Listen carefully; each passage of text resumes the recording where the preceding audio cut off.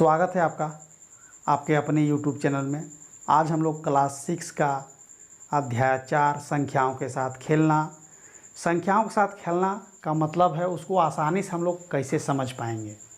गणित एक ऐसा विषय है जिससे बच्चे डरते हैं, लेकिन डरने की आवश्यकता नहीं है। अगर आप इसे सही तरीके से सॉल्व करेंगे तो आपको कोई डर नहीं है। तो आइए शुरू करते हैं। गुणनखंड, फैक्टराइजेशन।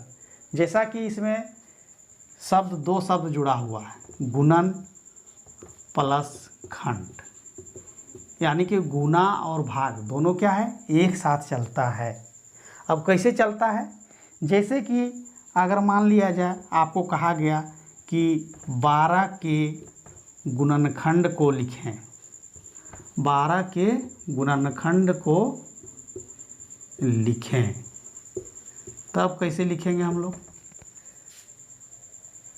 तो पहले देखना है कि 12 कौन कौन पहाड़ा में कटता है, यानी 12 किस किस पहाड़ा में आता है।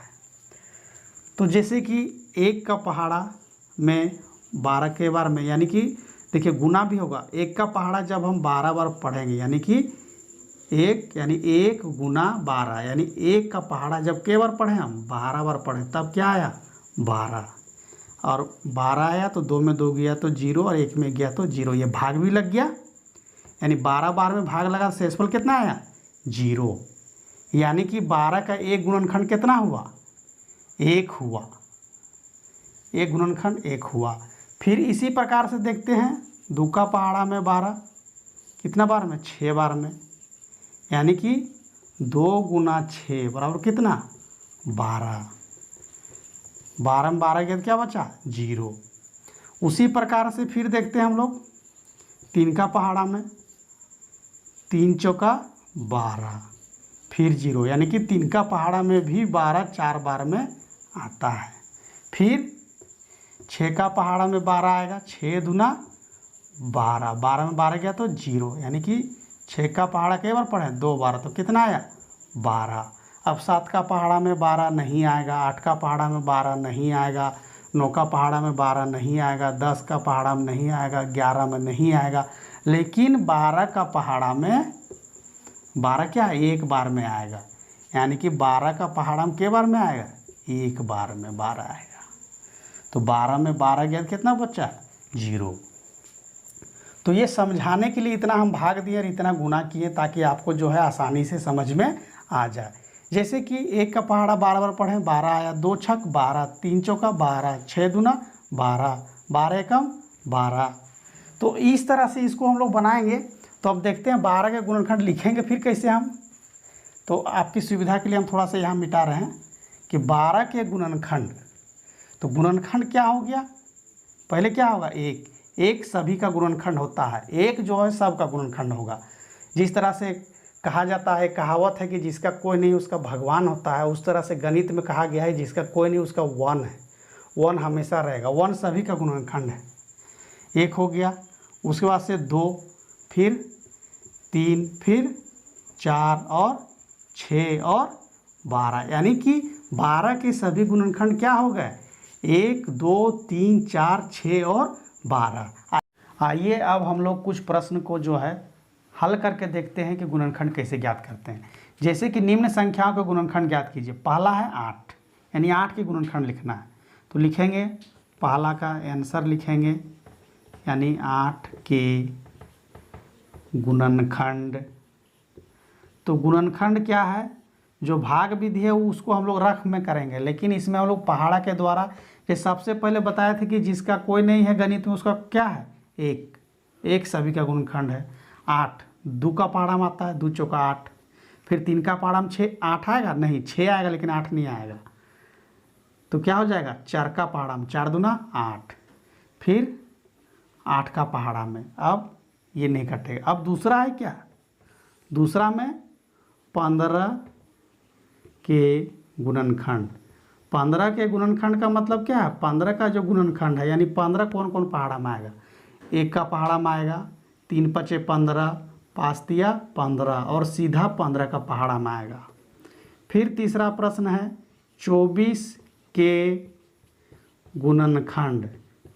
24 के गुणनखंड, फिर एक तो होगा ही, 2 का पहाड़ा में 12 बार में 24 आएगा, 3 का पहाड़ा में 3 अट्ठे 24, 4 का पहाड़ा में 4 छक 24, 5 का पहाड़ा में नहीं आएगा, 6 का पहाड़ा में 6 चौका 24, 8 तिया 24, और 12 का पहाड़ा में फिर आएगा 12 दूना 24, और सीधे फिर 24 का पहाड़ा में आएगा। अब है चौथा 36 का गुणनखंड। तो 36 फिर हो जाएगा, एक तो होगा ही, 2 का पहाड़ा में 18 बार में 36 आएगा, 3 का पहाड़ा में 3 का पहाड़ा में आएगा फिर 36 12 बार में, फिर 4 का पहाड़ा में आएगा 36, फिर आपका 5 में नहीं आएगा 6 छक 36, फिर 7 में नहीं आएगा, 8 में नहीं, 9 का पहाड़ा में आएगा 9 चौका 36, फिर 10 का पहाड़ा में नहीं आएगा 36, 11 का पहाड़ा पढ़िएगा 36 नहीं आएगा, 33 आता है 11 तिया, फिर 12 का पहाड़ा में आएगा 12 तिया 36, और फिर सीधे 18 का पहाड़ा और सीधे फिर 36 का पहाड़ा में आपका आएगा 36। अब देखते हैं 5वां प्रश्न है क्या, 45 का गुणनखंड। 45 का गुणनखंड, तो 45 एक तो होगा ही, 2 का पहाड़ा में 45 नहीं आता है, 3 का पहाड़ा में आएगा, फिर 5 का पहाड़ा में आएगा, फिर 9 का पहाड़ा में आएगा, फिर आपका सीधे 15 का पहाड़ा में आएगा, और फिर सीधे क्या होगा, सीधे 45 का पहाड़ा में आएगा। 3 का पहाड़ा 5 9 45, 9 5 45, 15 तिया 45, और 45 एकम 45। तो ये 5वां प्रश्न तक हो गया। में सही उत्तर को टिक करें। सही उत्तर को क्या करना है, टिक करना है। आपकी सुविधा के लिए दिए हैं, जो गुणनखंड अभी आप लोग को बतलाएं उसको समझने में आसानी होगा। पहला प्रश्न है 15 का एक गुणनखंड है, 4 ऑप्शन है, उसमें से कौन सा सही, एक गुणनखंड होगा, यानी कि 15 जो है उस पहाड़ा में कट जाएगा। 0 का पहाड़ा में 15 कटेगा, नहीं कटेगा। 8 का पहाड़ा में 15 आता है, नहीं आएगा। 9 का पहाड़ा पढ़िए, पढ़ने से भी नहीं आएगा। ये 5 का पहाड़ा में आएगा, यानी कि ये 4 नंबर का जो उत्तर है हम लोग का सही है। अब है दूसरा प्रश्न, 36 का एक गुणनखंड नहीं है। यहाँ ध्यान देना, नहीं बोल रहा है कि कौन 36 जो है किस पहाड़ा में नहीं आएगा। तो 8 का पहाड़ा में देखिए 36 आता है, 8 का 8, 8 दूनी 16, 8 तिया 24, 8 चौका 32 नहीं आता है। 12 का पहाड़ा में 36, 12 तिया 36 आ जाता है। 18 का पहाड़ा में 18 दूना 36, 36 का पहाड़ा में एक बार में, यानी कि पहला उत्तर सही होगा। ये जो है गुणनखंड नहीं है, यानी कि 8 का पहाड़ा में 36 नहीं आता है, तो गुणनखंड नहीं है इसलिए ये ला होगा। अगर गुणनखंड है तब और भी ऑप्शन हो सकता था। तीसरा है 17 का एक गुणनखंड होगा, यानी कि 17 जो है किस पहाड़ा से कट रहा है। यहाँ 4 पहाड़ाएँ दी हुई हैं, यानी कि पहला में है 8, 8 में कटेगा नहीं। दूसरा पहाड़ा में 5 कटेगा नहीं। तीसरा पहाड़ा में 17, 17 से कट जाएगा, 0 से तो कटेगा ही नहीं। चौथा है 57 का एक गुणनखंड है, यानी 57 जो है इस दिए गए पहाड़े में आ जाएगा। 8 का पहाड़ा में नहीं आता है, 18 का पहाड़ा में नहीं आएगा, 19 का पहाड़ा में 19 दिया 57, यानी 3 बार में ये कट जाएगा, यानी ये तीसरा ऑप्शन सही। आप यहाँ देख रहे हैं बोर्ड में कि गुणज यानी मल्टीपल्स। तो गुणज का मतलब है क्या, इसमें एक शब्द जुड़ा हुआ गुणज, यानी कि गुना से इसका जन्म होता है। गुणज मतलब क्या, गुना से इसका जन्म होगा। कैसे जन्म होगा, जैसे हम कह रहे हैं कि 5 का गुणज, 5 का गुणज लिखें, तब स्टूडेंट अब जानेंगे गुणज कैसे आएगा। तो गुणज जब भी बोल देगा तो 5 का गुणज, 5 का पहाड़ा पढ़ना शुरू कर देना है। 5 का 5, 5 दूनी 10, 5 तिया 15, 5 चौका 20, 5 पचे 25, 5 छक 30, इस तरह से क्या अनंत तक बढ़ते जाएंगे। गुणज का मतलब ही होता है पहाड़ा। अब बोल दिया 12 का गुणज लिखिए, 12 का गुणज लिखिए, तब क्या करेंगे, 12 का पहाड़ा पढ़ना शुरू कर देंगे। 12 का 12, 12 दूना 24, 12 तिया 36, 12 चौक 48, 12 पचे 60, 12 छक 72, इस तरह से अनंत तक जा सकते हैं। फिर बोल दिया आपका अगर 15 का गुणज लिखें, 15 का गुणज लिखेंगे तो 15 का पहाड़ा पढ़ेंगे। 15 का 15, 15 दूना 30, 15 तिया 45, 15 चौका 60, 15 पचे 75, इस तरह से और भी पहाड़ा हम पढ़ते जाएंगे।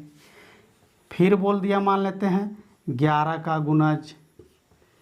तो गुणज का मतलब क्या बतलाएं हम? गुणज का मतलब पहाड़ा। तो 11 का पहाड़ा पढ़ दीजिए, 11 का पहाड़ा पढ़ते जाएंगे, हमको गुणज उसका मिलते जाएगा। तो गुणज सबसे आसान है। गुणज का मतलब क्या है? पहाड़ा। तो स्टूडेंट, आज हमने जाना कि गुणनखंड क्या है और गुणज क्या है। गुणनखंड क्या है? गुना और खंड, यानी भाग, गुना और भाग एक साथ चलता है। और गुणज में क्या होता है कि जिस संख्या को कहा जाएगा उसका पहाड़ा हम लोग को पढ़ देना है।